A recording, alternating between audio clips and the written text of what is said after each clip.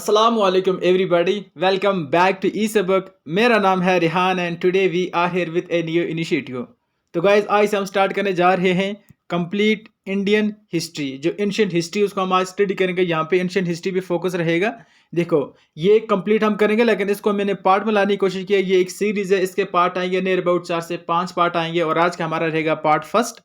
देखो हम क्या स्टडी करने वाले हैं. पार्ट फर्स्ट में हम स्टडी करेंगे प्री हिस्ट्री को, ठीक है ना. प्री हिस्ट्री को पार्ट फर्स्ट में स्टडी करेंगे. प्री हिस्ट्री में हमें किस पे क्वेश्चन पूछने हैं. देखो प्री हिस्ट्री में हम पूछेंगे पैलियोलिथिक एज, उसके बाद मीजोलिथिक एज, उसके बाद नियोलिथिक एज, उसके बाद चालकोलिथिक एज. ये जो टॉपिक है इस पे क्वेश्चन आज की इस वीडियो में पूछे जाएंगे. देन उसके बाद जो आपका नेक्स्ट वीडियो आएगा उसके हम पढ़ेंगे इंडस वैली सिविलाइजेशन.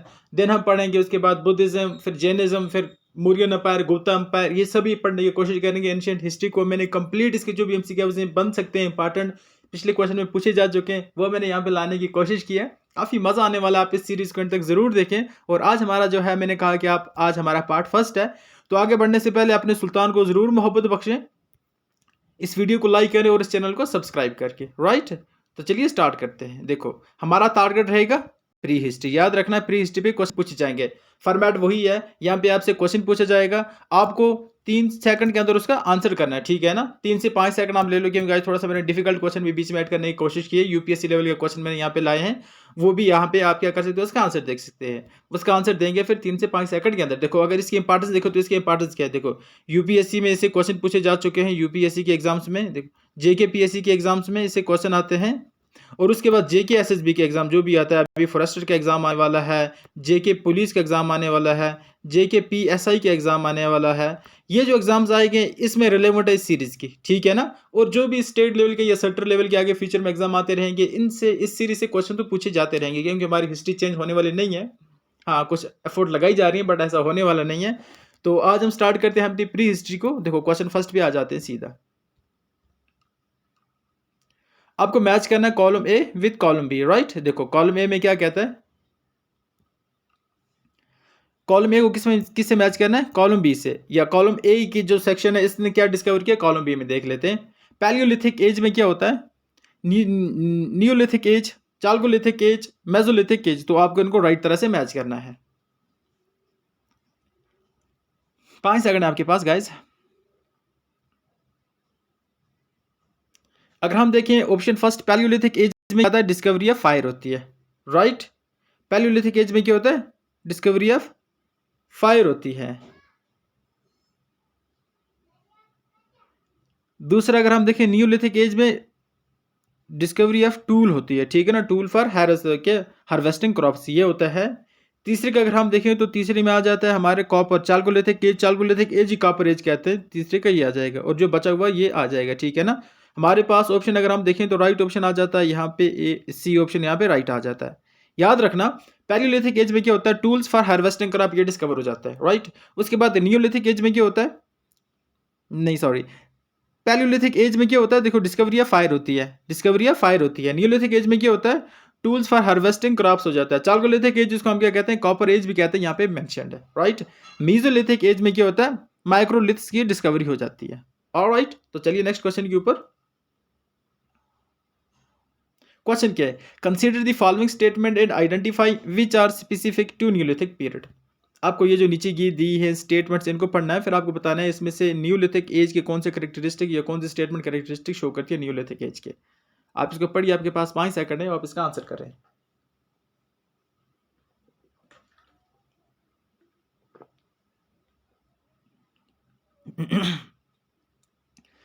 देखो अब मैं रीड करता हूँ. देखो domestication of animal and growing of field varieties of crops. तो ये था, ये तो वेराइटी थी उनकी, मतलब ये तो मैं बोलूंगा पहला ऑप्शन तो ठीक है, ठीक है ना. People use copper and bronze to make lot of tools. ये गलत हो जाएगा क्योंकि कॉपर और ब्रोंज का लेटर क्या हुआ, लेटर में मतलब लेटर डिस्कवरी हुई है, पहले नहीं हुई है, न्यूलिथिक एज में नहीं हुई है. Making of special tools by flaking stone which were pointed and the end. ये भी मीजोलिथिक एज में नहीं हुआ है, ये भी बाद में हुआ है, ठीक है ना. न्यूलिथिक एज में नहीं हुआ, ये भी बाद में हुआ है, ठीक है ना. तो हम देखें तो इसमें राइट आंसर आ जाता है ए, ओनली वन, ठीक है ना. और यहाँ पे आप ए को टिक कर देंगे. राइट, नेक्स्ट क्वेश्चन पे चलते हैं. क्वेश्चन आप रीड करें फिर उसका आंसर करें. Consider the following statement and choose the appropriate answer. आपको ये जो स्टेटमेंट दी गई है इनको कंसीडर करना और फिर इनका आंसर देना accordingly. Technologically, the Chalcolithic phase refer to the prehistoric culture, but in various parts of the country, the Chalcolithic phase appeared after the end of Bronze Harappa culture. पहली statement ये है, दूसरी पढ़ते हैं। देखो, ये तो ठीक है, पहली स्टेटमेंट इसमें ठीक है। All the chalcolithic cultures are not necessary pre historian culture, but all pre historian culture are necessary chalcolithic culture. ये गलत है, क्योंकि देखो ये उल्टा कर दिया इसने, यहाँ पे उल्टा हो गया, इसको सीधा मतलब ये उल्टा कर दिया इसने।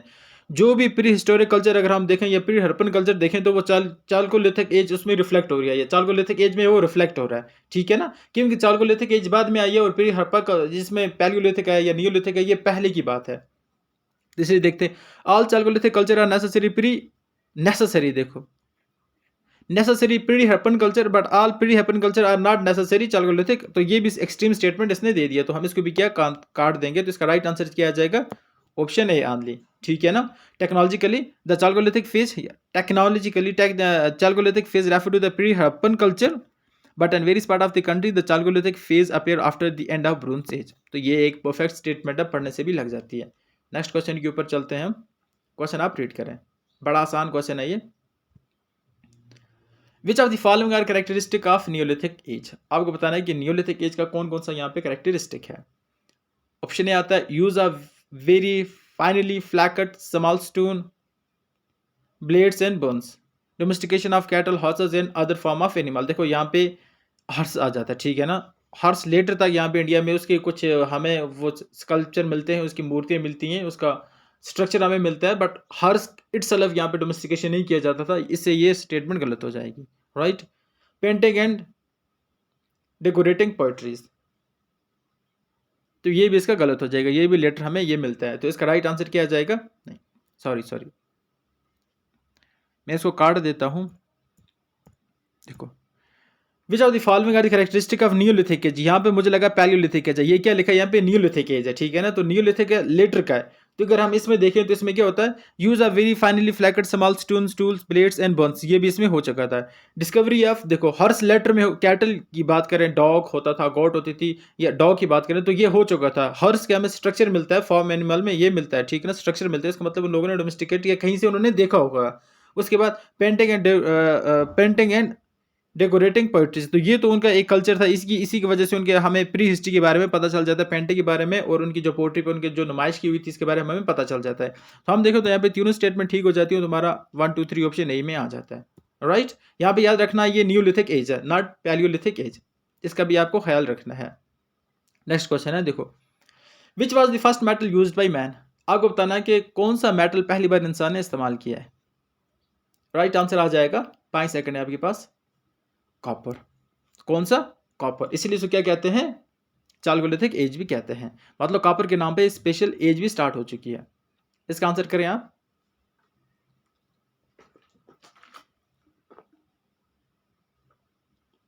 Question number 6 with which period do we associate the megalith, किस पीरियड के साथ हम मेगालिथ को एसोसिएट करते हैं। प्लास्टोसीन को कहते हैं हम आइस एज, याद रखना प्लास्टोसीन जो एपोक होता है ये इसके होता है आइस एज कहते हैं, ये जियोलॉजिकल टर्म है, आइस एज भी कहते हैं। इसका राइट आंसर हम देखें तो इसका ऑप्शन बी आ जाता है, नियोलिथिक एंड चालकोलिथिक एज के साथ एसोसिएट करते हैं हम इसको, मेगालिथ को, राइट। आगे चलें नेक्स्ट क्वेश्चन के ऊपर। What was the earliest metal tool used for, तो जब सबसे पहले टूल यूज किया गया तो वो किस काम के लिए यूज किया था, मेटल जब यूज किया गया था फॉर द फर्स्ट टाइम, याद रखना, तो मेटल टूल किसके लिए यूज किया गया था। पॉट मेकिंग, बर्तन बनाने के लिए नहीं, बर्तन तो पहले बनाए जाते थे। हाउस बिल्डिंग नहीं, हाउस से पहले बनाए जाते थे मेटल की डिस्कवरी से। क्लियरिंग जंगल, इसको होल्ड पे रखते हैं। मेकिंग व्हील्स, व्हील्स का देखो, व्हील्स हम पहले भी हमारी लकड़ी के व्हील होते थे, ठीक है ना। देखो इसके लिए हम इसको गलत मानेंगे, और यहाँ पे देखें तो क्लियरिंग ऑफ जंगल, तो हमारे पास स्टून के जो स्टूल होते थे वो इतने ज़्यादा नुकीले नहीं थे, इतने ज़्यादा शार्प नहीं थे कि उनको हम जंगल जाके काट सकें, तो हाँ काम करते थे उसे, लेकिन अगर हम मास लेवल पे देखें तो मेटल के टूल यूज हुए जंगल को काटने के लिए और सेटलमेंट के लिए। इसका राइट आंसर क्या आ जाएगा, ऑप्शन सी, याद रखना ऑप्शन सी इसका राइट आंसर आ जाएगा। नेक्स्ट क्वेश्चन पे आ जाते हैं।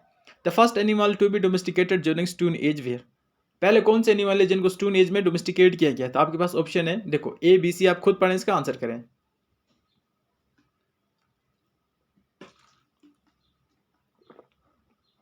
इसका राइट आंसर आ जाएगा, स्टोन एज की बात हो रही है, ये बात याद रखना। मैंने आपको पिछले बताया था कि यहाँ पे हॉर्स क्यों गलत हो जाएगा, हर्स की हमारे पास एक स्ट्रक्चर मिलता है, हर्स इट्सल्फ डोमेस्टिकेशन नहीं किया जाता था अर्ली एज में। हर्स यहाँ पे भी आता है तो कट जाएगा। देखो एलिफेंट की बात करते हैं तो एलिफेंट का भी जिक्र हमें लेट ही मिलता है, तो इसका राइट आंसर अगर हम देखें तो राइट आंसर ए ही आ जाता है, dog sheep and goat. Dog goat and sheep, तो इसका राइट आंसर क्या जाएगा, ऑप्शन ए ही आ जाएगा। आई होप कि आपको ये सीरीज अच्छी लग रही होगी। तो चलिए आगे। Nomadic man started settling in, कौन सी एज में वो सेटल होना शुरू हो जाता है, या कौन सी एज में उसने अपने आप को रिहाइश पजीर करना शुरू कर दिया। Palaeolithic age, Mesolithic age, chalcolithic age. Chalcolithic तो बहुत बाद में आई है। देखो नियोलिथिक एज में उसने सेटलमेंट, पहले वो क्या हंटर एंड फूड गैदरर था, बट लेटर उसने अपने आप को सेटल करना शुरू कर दिया एक पर्टिकुलर प्लेस पे। क्वेश्चन क्या आपके लिए, क्वेश्चन रीड करें।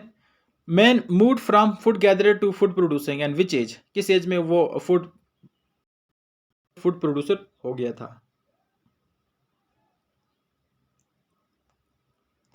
अभी हमने पढ़ा नियोलिथिक एज में वो क्या हो गया था, फूड गैदरर से फूड प्रोड्यूसर हो गया था। 11 की आप आंसर दें। The greatest innovation of man in the palaeolithic age was, इंसान की सबसे बड़ी इनोवेशन या सबसे बड़ी डिस्कवरी या सबसे बड़ी बोलने तो इनोवेशन क्या थी। तो इसका राइट आंसर आ जाएगा ऑप्शन, फायर कहाँ पे है यार, हाँ ऑप्शन सी, ठीक है ना।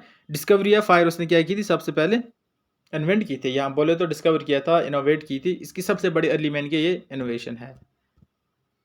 जिस तरह अगर आज के इंसान की देखें तो सबसे बड़ी इनोवेशन मुझे लगता है इलेक्ट्रिसिटी है और इंटरनेट एंड टेक्नोलॉजी है, बट उस ज़माने में सबसे बड़ी इनोवेशन जो मैन की थी वो थी फायर की थी। दोनों सेम काम करती हैं, बस थोड़ा सा टाइम पीरियड का डिफरेंस है। During the chalcolithic age the only metal known to man was, अभी इसका आंसर दिया, इसका आंसर क्या आ जाएगा। चाल्कोलिथिक एज में, चाल्कोलिथिक एज ही एक मेटल के नाम पे स्टार्ट होती है, उस मेटल का ही नाम है क्या, कॉपर है। राइट, आपको मैच करना है ए को बी से। आपके पास ऑप्शन है, देखो साइट है और एज है, ये साइट किस एज से बिलोंग करती है, आपके पास ये ऑप्शन है।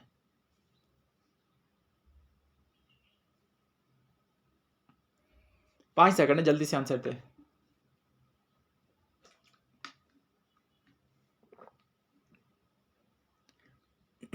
Sorry guys.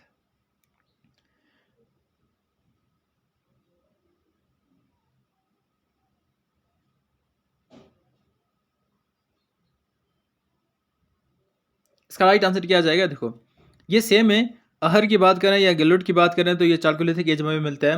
मोहनजोदारो जो है ये हड़प्पा, इसी से आप क्या कर सकते थे, इसको एक निकाल सकते थे, मतलब एक गैस करके एलिमिनेट कर सकते थे, ठीक है ना। बर्ज़ोआमा देखें तो नियोलिथिक्स इसमें पाए जाते हैं, और बागोर की बात करें तो ये मेसोलिथिक है। राइट, सेम आएगा। और यहाँ पे देखें ऑप्शन, तो हमारे पास ऑप्शन ए इसका राइट आंसर बन जाता है। आगे क्लियर, आगे चलें, आई होप। चलो गाइस आगे चलते हैं। क्वेश्चन नंबर 14 देख लें आप। Consider the following statement, alright now, ठीक है। Consider the following statement regarding the economy of neolithic as.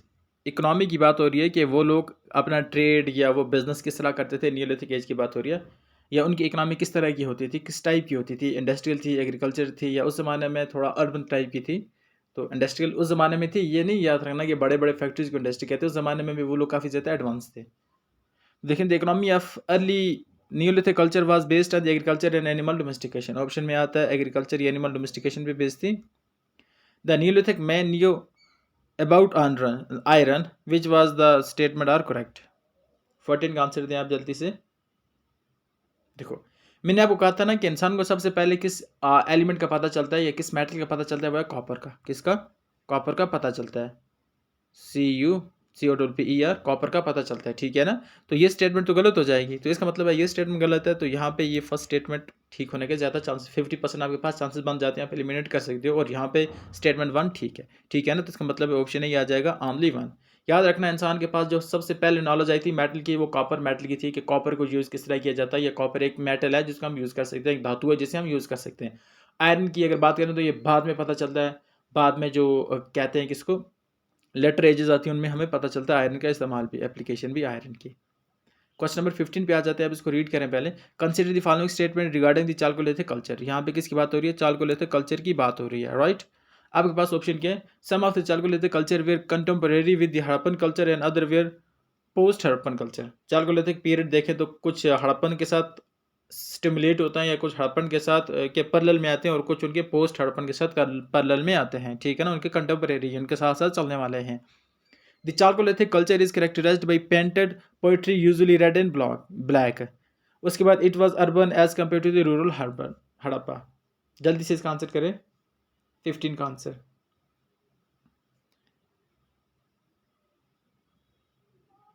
तो देखो इसमें जो अगर हम देखें तो इसको एक एलिमिनेट कर सकते हैं यहाँ पे, क्वेश्चन नंबर बी को, ये गलत होगा यहाँ पे, और ऑप्शन हमारे पास राइट आ जाएंगे 1 और 3, राइट। चलिए आगे चलते हैं। विच of the following pair is matched incorrectly. आपको बताना है कि कौन सी पेयर इनकरेक्टली मैच की है। लोअर पैलियोलिथिक एज में, middle palaeolithic age, upper palaeolithic age. देखो इनको उल्टा कर दिया गया है, ठीक है ना, उल्टा कर दिया गया इनको। इनके साथ मतलब अगर हम देखें तो इसके साथ ये वाला नहीं आएगा, इसके साथ ये वाला नहीं आएगा, इनको उल्टा करके यहाँ पे प्रेजेंट कर दिया गया है। तो इसका मतलब है ये चारों के चारों स्टेटमेंट गलत हो जाएंगे। तो यहाँ पे हम लिखेंगे नन ऑफ द अबव, ये सभी स्टेटमेंट्स क्या हैं, गलत हैं। ऑलराइट, तो चलिए नेक्स्ट क्वेश्चन के ऊपर चलते हैं।